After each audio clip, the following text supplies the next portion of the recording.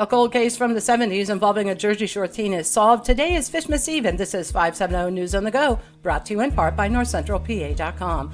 A chance of rain or snow with gusty winds, a high in the low 40s.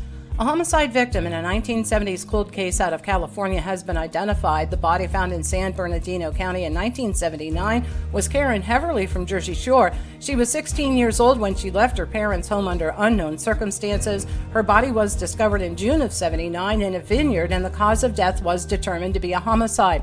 In 2023, a cold case homicide teen submitted DNA samples, and through leads provided by genealogical testing, the body was positively identified. No arrests have been made.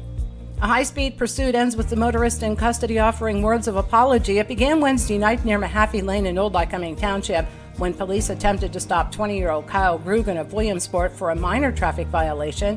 He led police on a high-speed chase.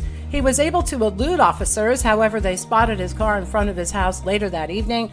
When officers served a warrant, Rugen repeatedly apologized for the chase and said he ran because he was scared and wanted to get back to his daughter. He's now sitting behind bars.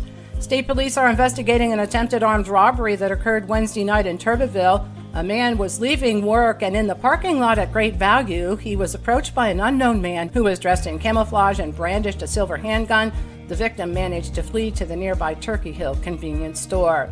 Bucknell University announced they're changing their food service vendors. Parkhurst Dining has issued WARN Act notification as their contract with the university ends June 30th. The Daily Item reports the university expects the 196 Parkhurst workers will continue to work for that new vendor. A habitual shoplifter has been nabbed again, this time for allegedly stealing from Wise Markets on Lycoming Creek Road. 59-year-old Don Welsh attempted to leave the store without paying for over $300 worth of merchandise, including lamb, prime rib, snow crabs, and salmon. The Lycoming Regional Police learned she had 2 additional convictions for retail theft. The Lycoming Visitors Bureau is now accepting applications for this year's Grand Slam Parade. The 18th annual parade is Tuesday, August 13th, and steps off at 5 p.m. Applications for sponsorships, vendors, and bands can be found at visitlycomingcounty.com. A raccoon attacked 2 guests at Hershey Park last week while they were waiting in line for the Super Duper Looper roller coaster. A video shows people screaming and running away. The raccoon bit 2 guests, one a little girl. Hershey officials said it is the first time something like this has ever happened, and while the raccoon has not been captured, it has not made a second appearance at the park.